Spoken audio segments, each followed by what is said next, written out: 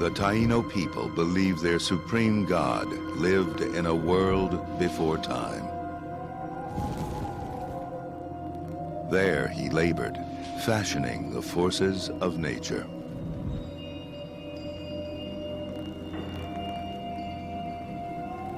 In the roof of his house, the god kept a pot that contained the bones of his dead son. They were no ordinary bones, for they possessed secret powers.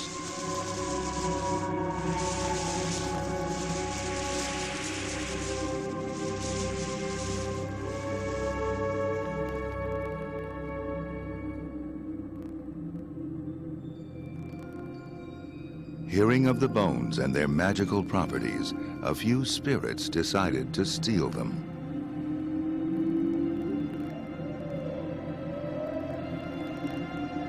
But in their greed and haste, the thieves became clumsy.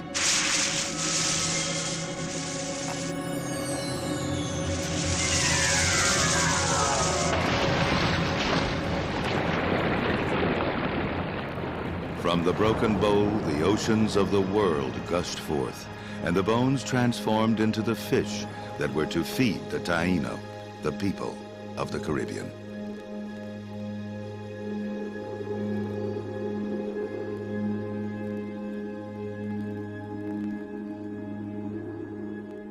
Set between the continents of North and South America, the Caribbean is seen by many as a tropical paradise.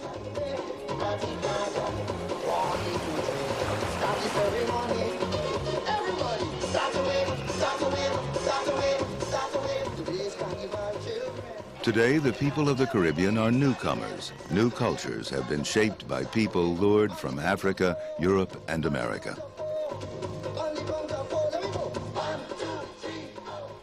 But there were people here before. They call these islands home for 2,000 years.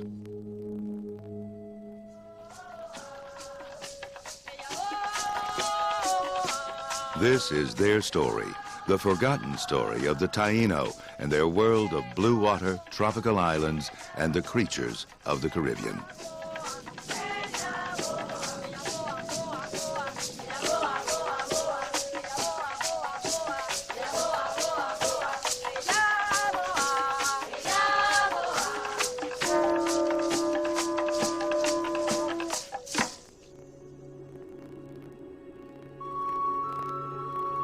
The Taino first came to these islands 2,500 years ago. Their homeland was across the sea to the south, in the vast forests of South America. Here they had lived as hunters in the rainforest, to them a limitless world which they shared with an abundance of other creatures.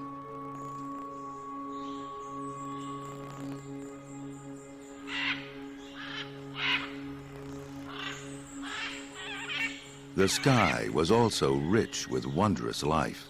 South America is home to more species of birds than any other continent on the planet. There are more than 50 different kinds of macaws and parrots.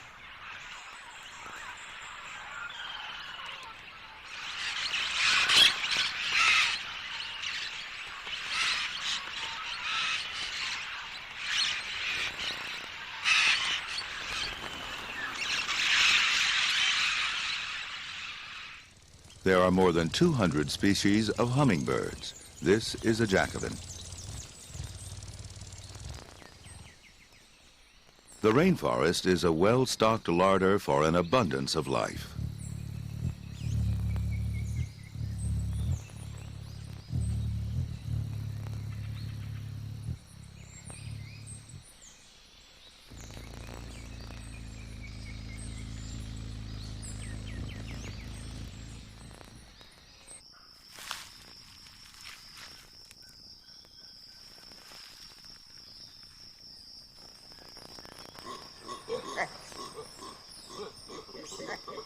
The ancestors of the Taino lived in these rich forests for some 8,000 years, dining not just on the tastiest birds, but on many kinds of mammals, including monkeys.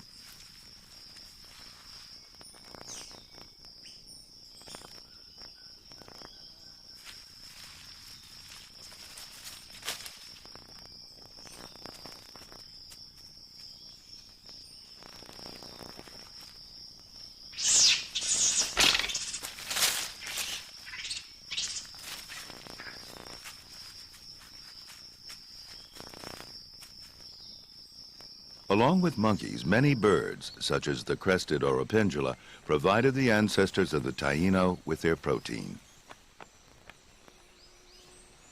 A relative of the American blackbird, the oropendula is among the largest songbirds in the world.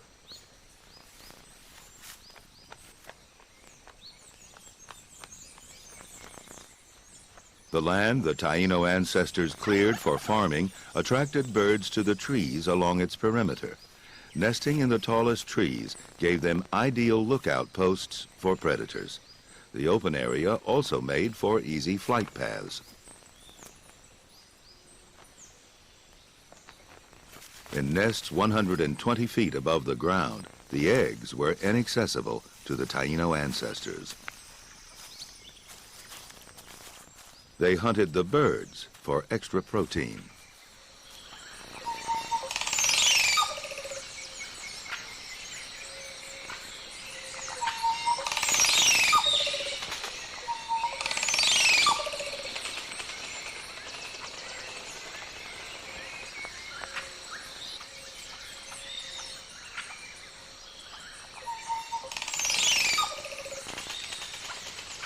But the birds alone were not enough. The Taino ancestors cleared small patches of the forest to grow their staple crop. They did not plant maize, the staple of the Maya people to the north, but yucca, which was more suited to the humid tropics. A yucca bush can spring to life from a simple twig stuck into sandy, infertile soil.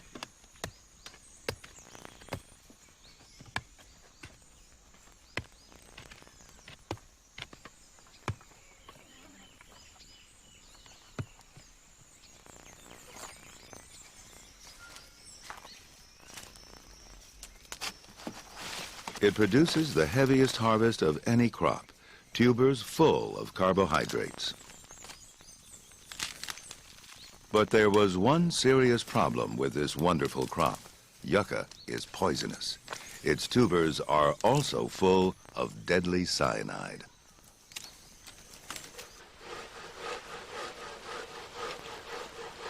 The ancestral people developed a method of removing the poison. First, the tubers were grated.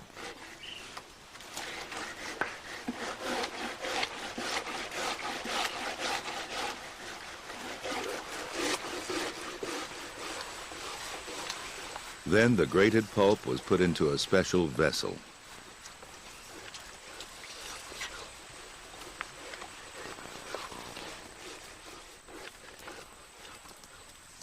The poisonous juices were squeezed and strained off.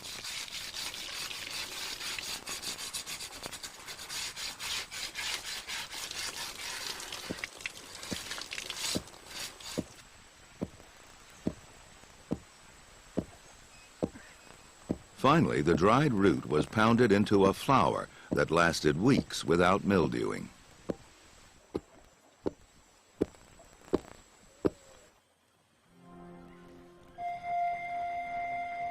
The forest was a world entire, a place inhabited by beings of great power. The jaguar was the most powerful of all.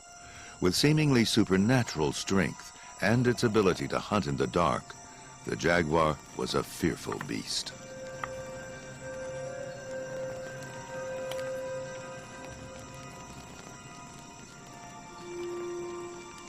Its power was revered. Tales were told that it could become human, and it was claimed as an ancestor. The jaguar was a creature that stalked the spirit world, a visitor that came in dreams and visions.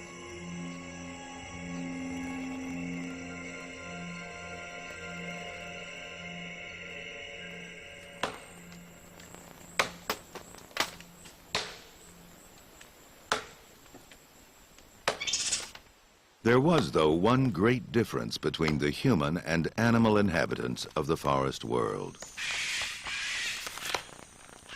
Only humans could clear the jungle for planting, and they put the fallen giant trees to practical use.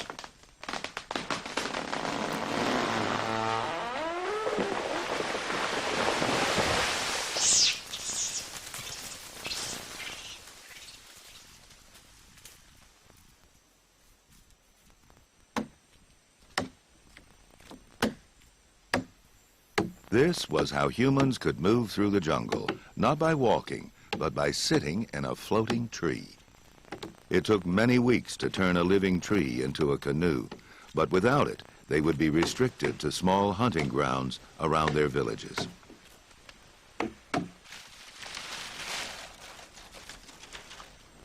Fire turned the sap to steam, softening the wood and allowing the canoe to be stretched into its final shape.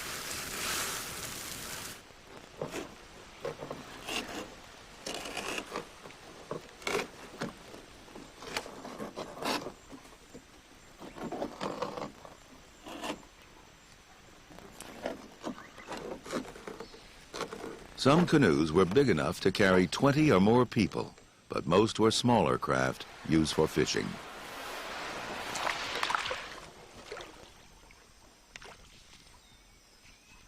The rivers of South America were as rich as the forest.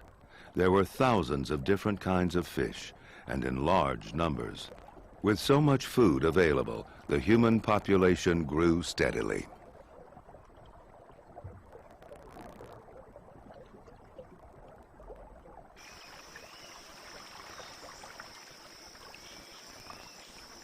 The Taínos' ancestors were precision masters of the bow. They hunted for cichlids, catfish, piranhas.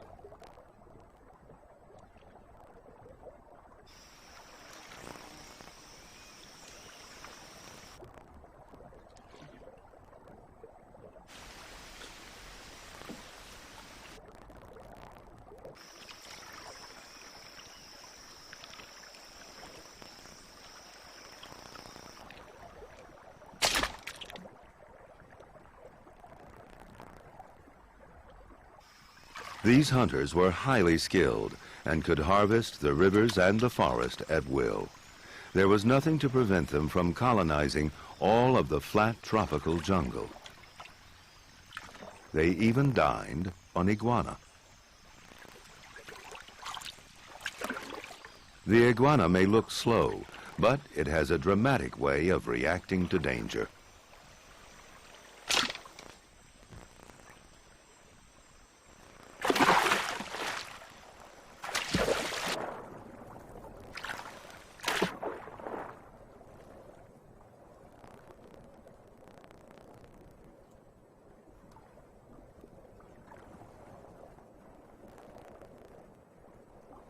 Once clear of danger, the iguana surfaces and swims for the shore.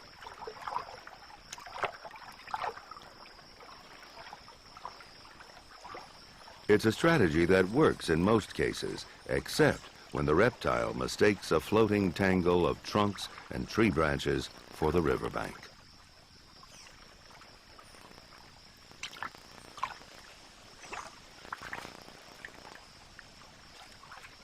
This raft of vegetation is on its way downstream. The iguana could swim to safety, but he doesn't seem to know there's a problem.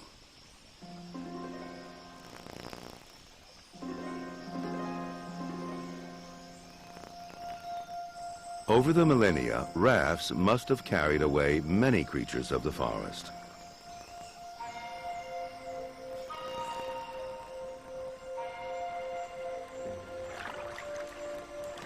To avoid overhunting, the Taíno ancestors always expected their children to move away and start new villages.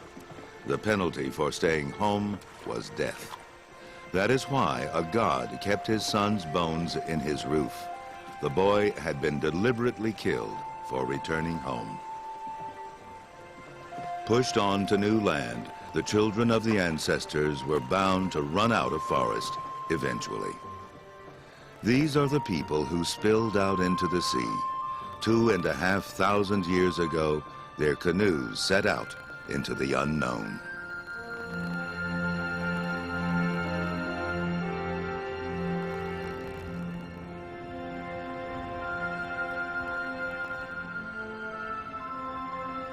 Over the next few centuries, they moved up the chain of small volcanic islands that stretches north through the Caribbean, settling on mountainous islands like St. Lucia, Martinique, and Dominica. Here, they had to make a new life for themselves.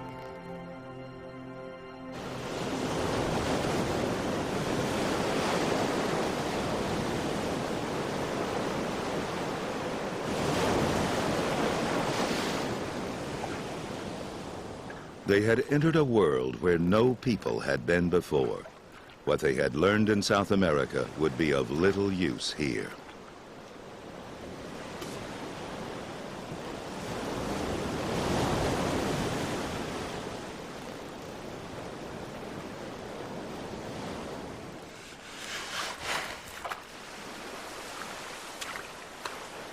There were some familiar faces, like the iguana. Its ancestors had arrived on rafts of vegetation thousands of years ago. But instead of the vast forests of their homeland, these islands were small and steep. The mountains created rain-bearing clouds from the moist sea air.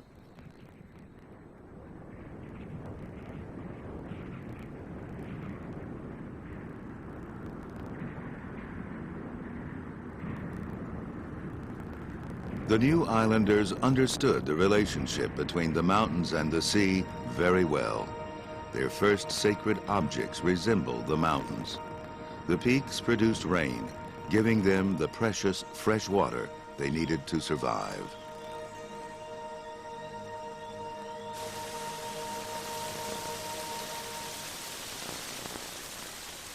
But these forests were not like those of South America, teeming with creatures.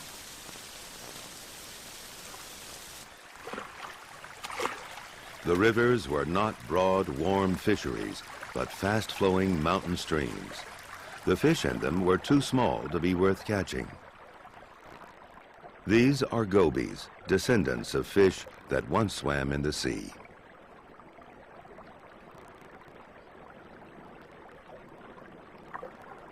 The gobies graze on algae, each defending its patch of boulder by a display of flashy fins and color.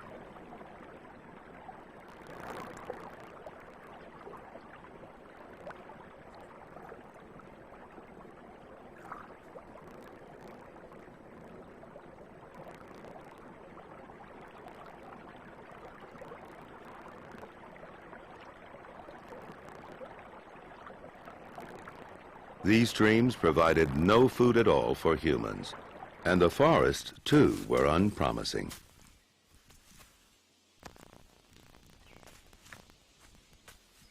They were curiously quiet compared to the jungles of South America. While the trees, vines, and plants looked familiar, there were fewer species.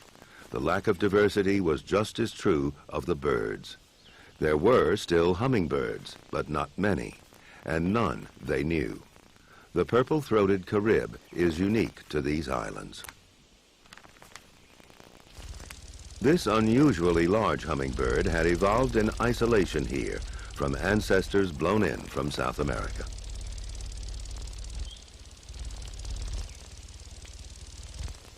It does not share the forest with hundreds of other types of hummingbird. On most islands, there are just 3 species.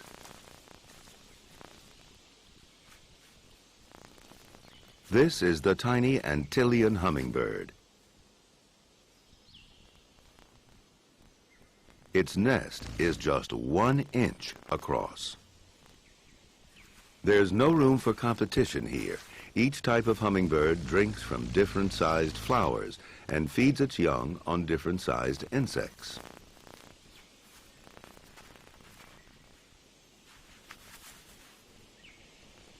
The islands had their own species of parrots. Like hummingbirds, parrots were familiar enough, but what struck the newcomers as strange was that most of these islands supported just 1 species.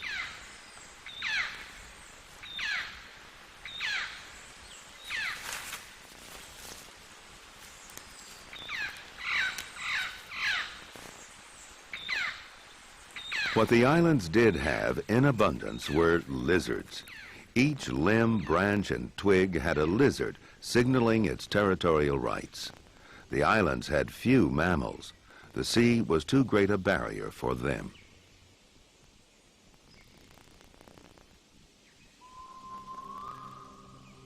These little lizards weren't much of a diet, and without some source of protein, there wasn't much future for the new colonists.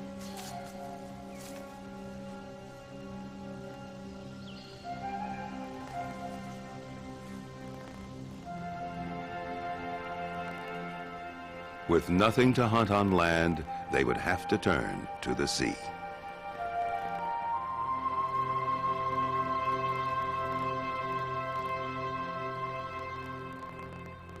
As it crosses the coral reef.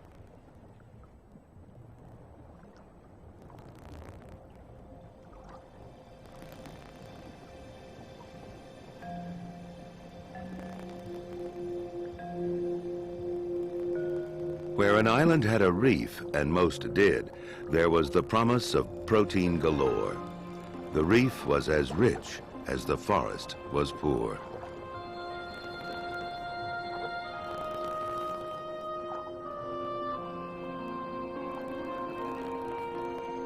It was just a question of finding a way to harvest it.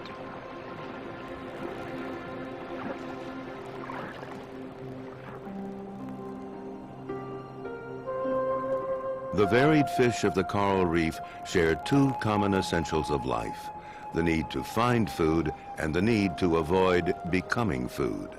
Thus, a secure shelter is indispensable.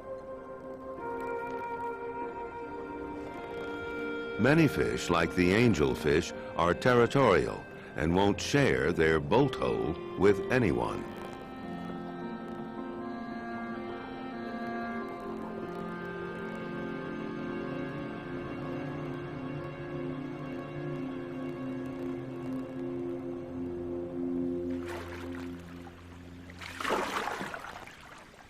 Since bows and arrows were no use in 30 feet of water, the Taino discovered a way of using fish psychology to capture them.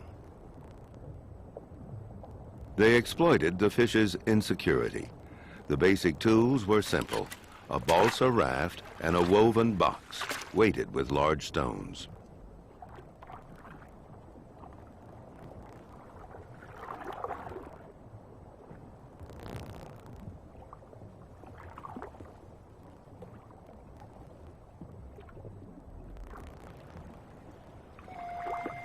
The box didn't even need any bait. Once it was on the reef, all that was required was patience to let the natural course of events take place.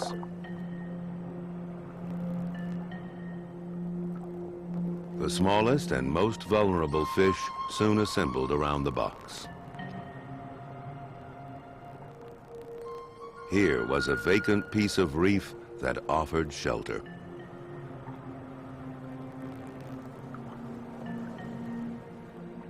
The box soon filled with small, homeless fish, which in turn attracted larger, more predatory ones. And once they'd gone down the tunnel into the box, they couldn't find their way out. The Taino had found a way of harvesting the riches of the reef. From hunters of the forests, they became hunters of the sea.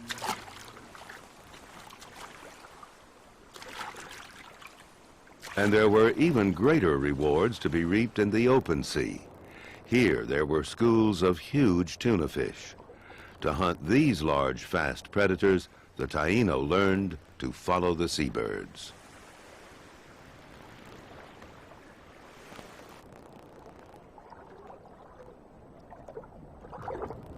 The seabirds were quick to spot the shoals of frightened fish driven to the surface by the rapacious tuna.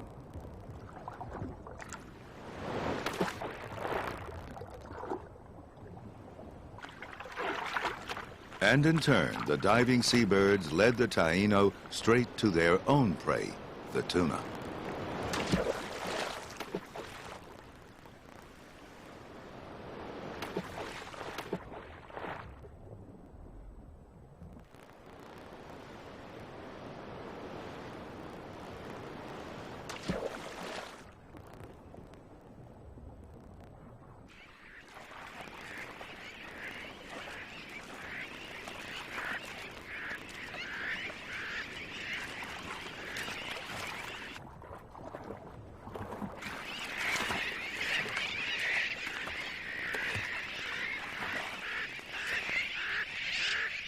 The Taino were in awe of the seabirds' keen eyesight and their near magical ability to find fish in the featureless ocean. But the terns also offered more substantial assistance.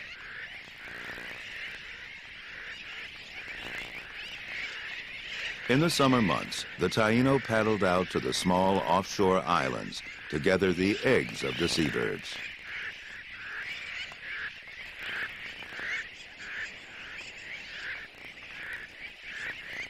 There were thousands of bridled and sooty terns nesting on these isles, evidence of the wealth of the sea.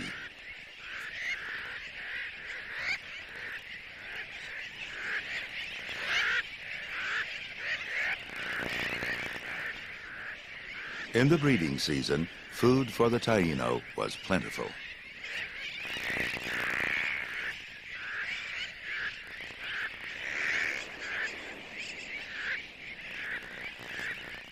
But the greatest marine treasure of all lived in the shallow water just off the beaches.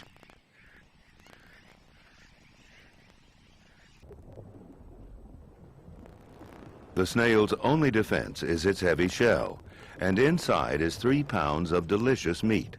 Collecting conchs could not be easier.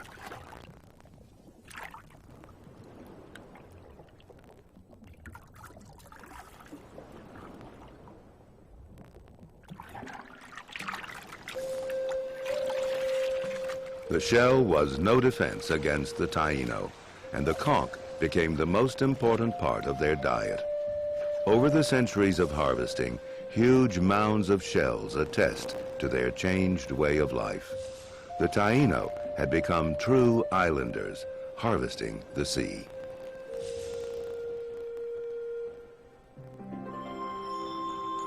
The memory of the forests and rivers of South America was fading.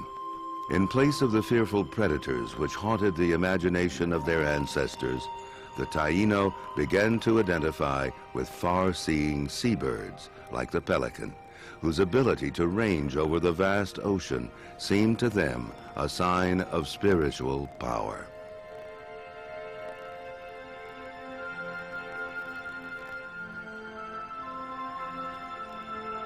One memory that did survive was the fear of overburdening the land. Like their jungle forebears, they encouraged new generations to move on. More than 1,000 years ago, this colonizing movement had advanced to the northern Caribbean islands and settled Puerto Rico. These large northern Caribbean islands were just as mountainous as the smaller ones in the south, and here the rains also gave rise to lush forests on their slopes.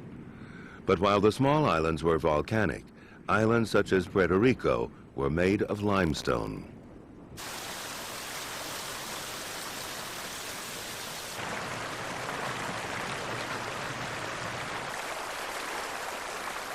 Over the millennia, rainwater and streams had dissolved away the stone to produce labyrinthine caves and passages. Here the Taino believed they had re-entered the womb of the Earth Mother. They began to speak of themselves as having been born from inside the island, as the true people of the Caribbean.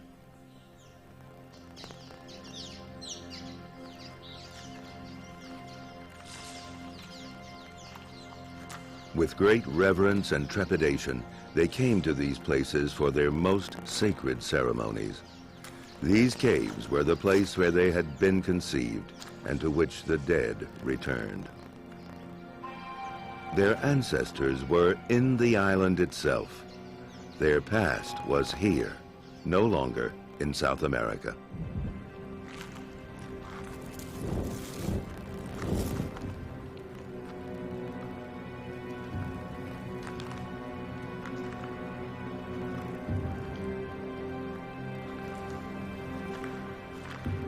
A journey into the place of the ancestors, into the womb of creation, was a journey into the spirit world.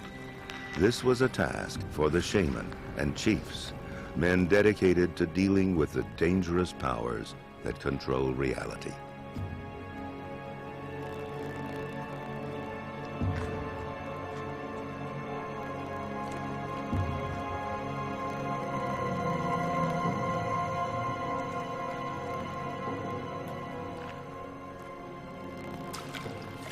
The shaman's assistants had to prepare him for the journey, a journey to discover the remedies to heal a sickness, or the offerings needed for the well-being of his people. To return safely, he must take nothing with him. Fasting is followed by vomiting, induced by a carved manatee bone.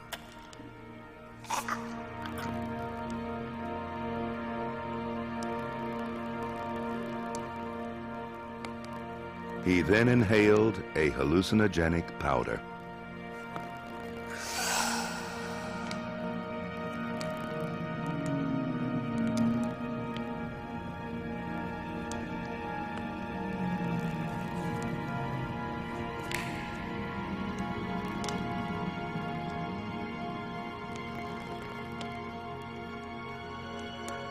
His consciousness altered, he was now able to see and confront the spirits.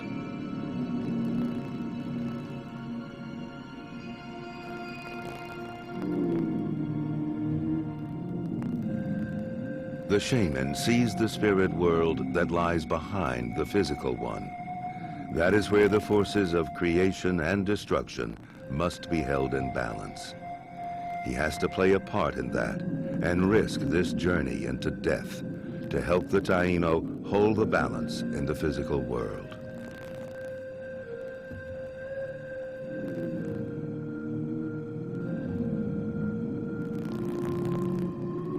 The earthly messengers of the spirits were bats, and they inhabited these caves in the millions. They awoke at nightfall to fly out for food.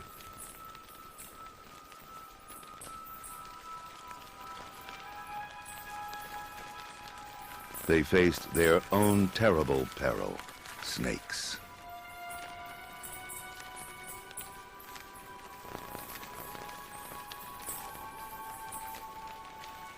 These are cave boas, and their part in this cosmic drama is reenacted every evening as they hunt the bats in total darkness.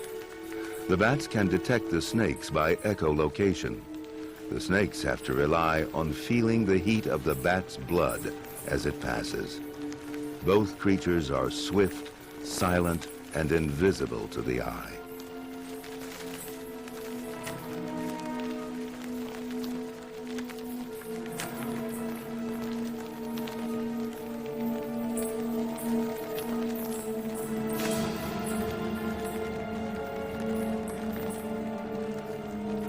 It may seem like an unequal battle, but the snakes have infinite patience.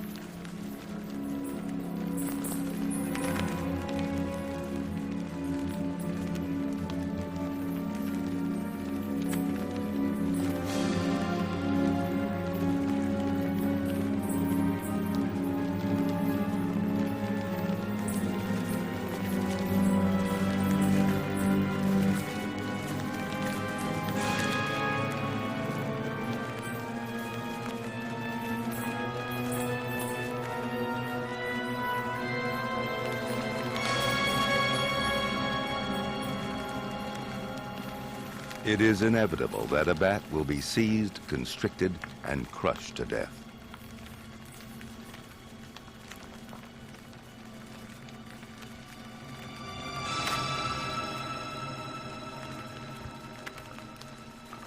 The snakes have delicate jawbones. Only when the bat is safely dead will they release their grip and swallow it whole.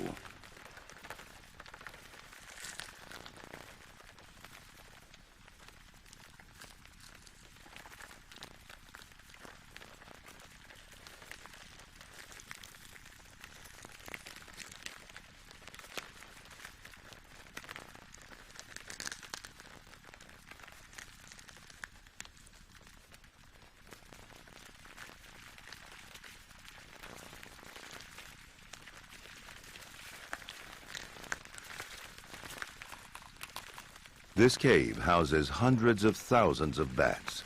Only a few fall victim to the snakes. Most fly out safely to feed on the nectar and fruits of the forest.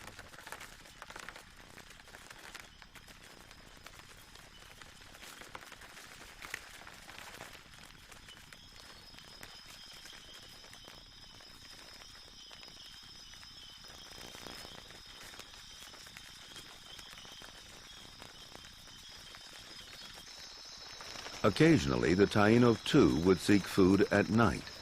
Many fish moved into shallow water at night to feed. A simple hand net was all that was needed because the sea assisted the fishermen.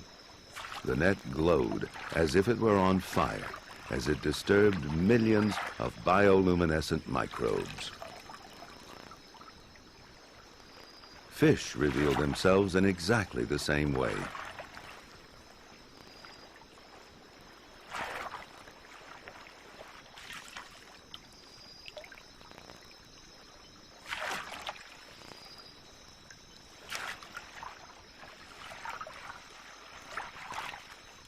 A comb jelly caught by mistake. It switches on its own fierce light in alarm.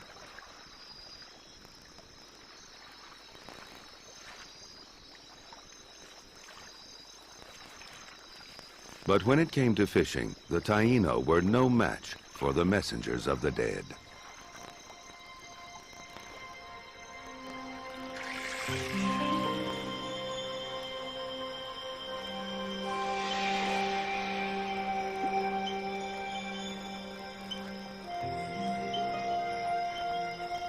The fishing bat has no need for light of any kind.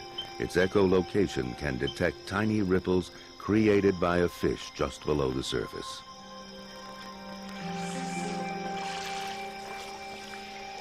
It is equipped with feet like grappling hooks, tipped with razor-sharp claws. This is a supreme hunter of fish.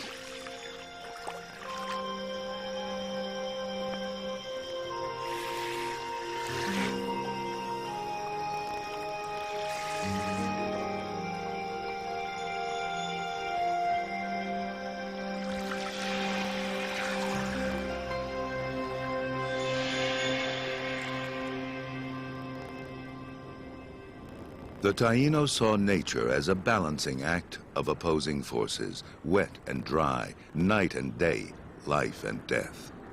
The start of the rainy season was a shift in the balance, and the shaman would return to the cave to consult with the twin spirits of sun and rain.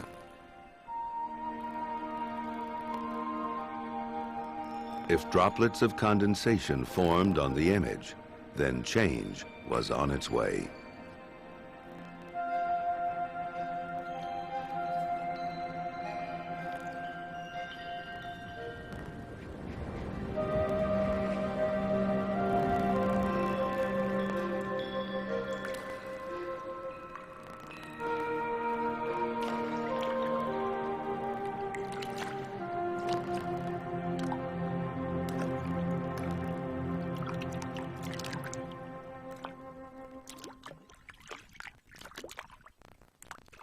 The tears of the rain god would bring fertility and fortune to the taino world.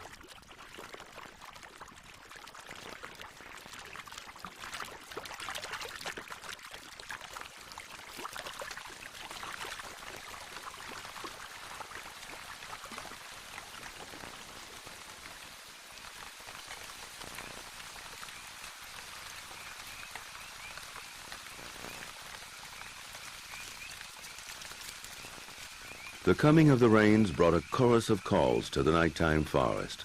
The drop in atmospheric pressure and increased humidity had forewarned the millions of tiny coqui frogs.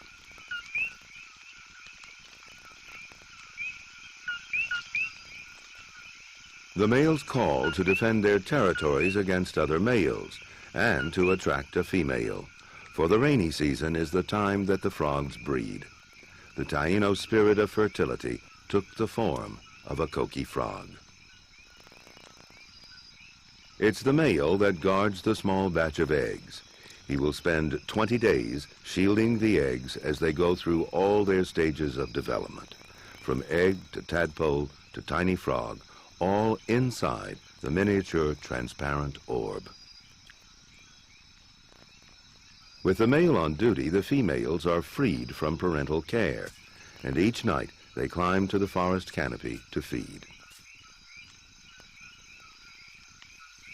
It is only at night, when the air is cooler and more humid, that the delicate, moist-skinned frogs are safe in the treetops.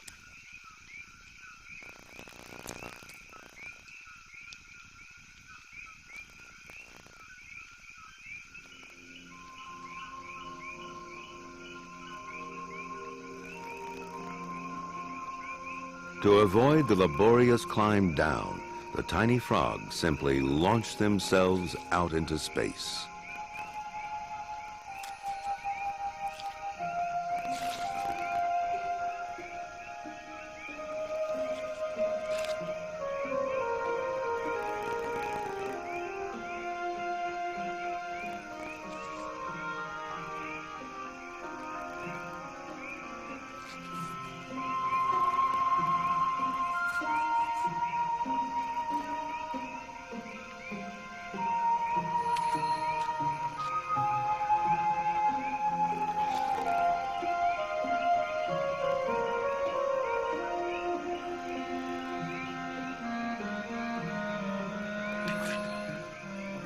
They slow their descent by spreading their limbs and feet, parachuting to the forest floor 100 feet below.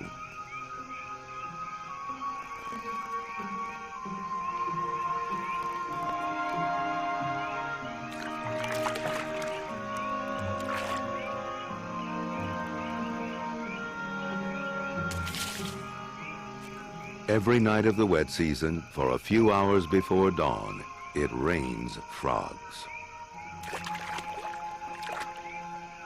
The frogs' remarkable descent, their ability to predict the rains and to produce fully formed frogs from eggs, made them highly revered. The Taino earth goddess, who was associated with the rains and fertility, was depicted with the spread legs of a frog.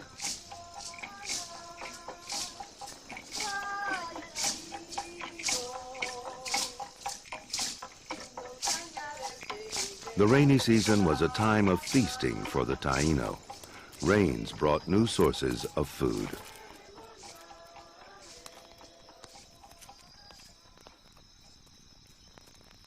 The forest floor came alive as land crabs emerged from their burrows. For months they had remained underground. Now they combed the damp forest floor for fallen fruits and became the prey of Taino hunters.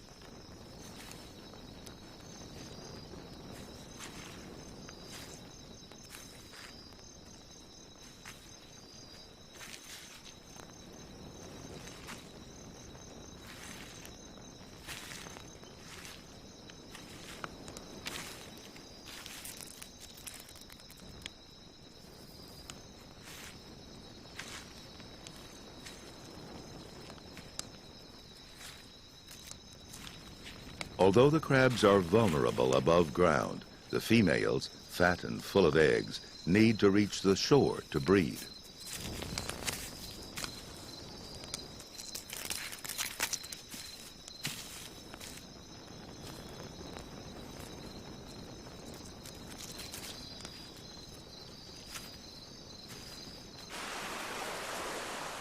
Out from the sea came a mysterious gift, the giant leatherback turtle.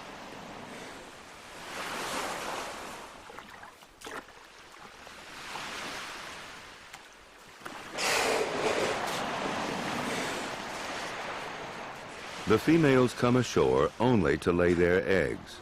To the Taino, these huge turtles were a source of great wonder. Where do they come from? What do they do in the months and years between their visits? There were many hundreds of females on the chosen nesting beach, but the Taino harvested wisely. Each female lays around 80 eggs into her 3-foot-deep nest.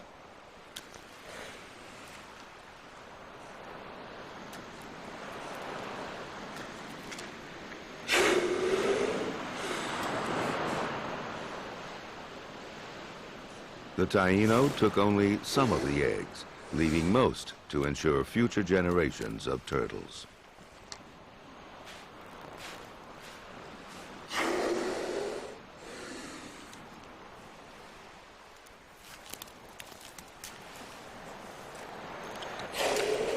Once the female has laid all her eggs, she quickly covers them, removing any sign of the nest.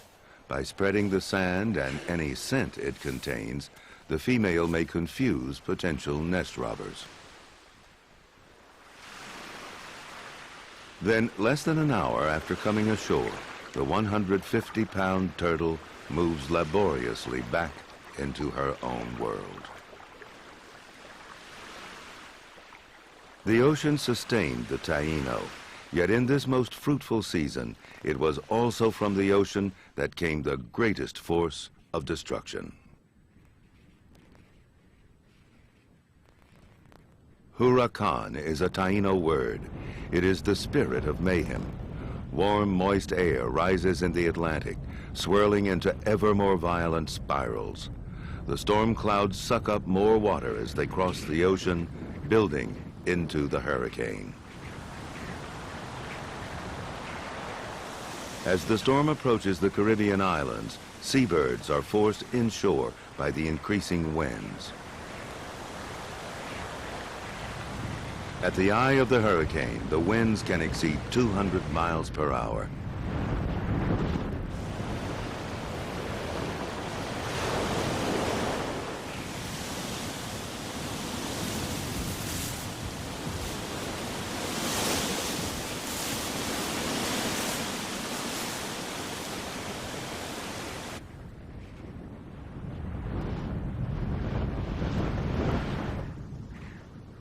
The passing of a hurricane left a trail of destruction and a bewildered and frightened people.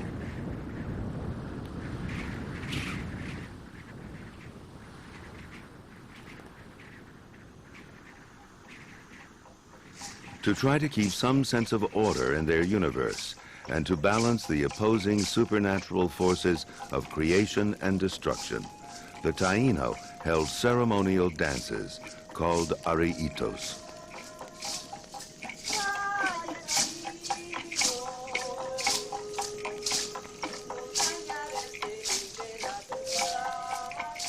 The Taino were a sophisticated and spiritual people who strove to live in harmony with their surroundings.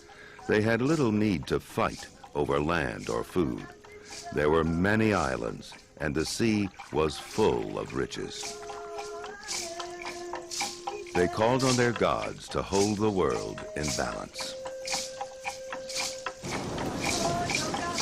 But 500 years ago, a new force came from the east, one that the Taino had no way of controlling.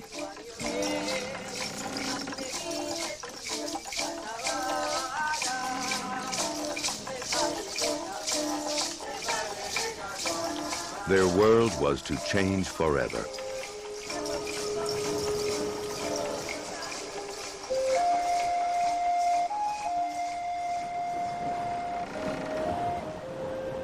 No amount of dancing would bring back order.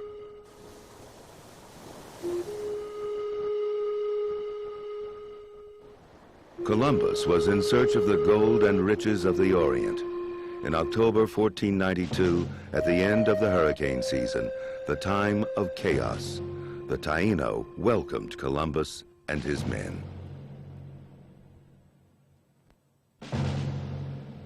The Spaniards tortured and killed in their desperation to gain gold. Savage cruelty, slavery, and disease wiped out the Taino. The forces of destruction were rampant. Many gave up the struggle to live. There had been more than 1 million Taino. Within 50 years, they had almost disappeared.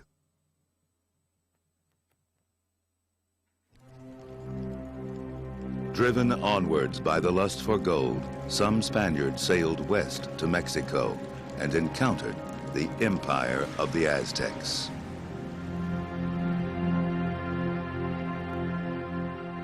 Join us tomorrow night for the story of the Aztecs and their world of deserts and lakes in the next episode of Spirits of the Jaguar.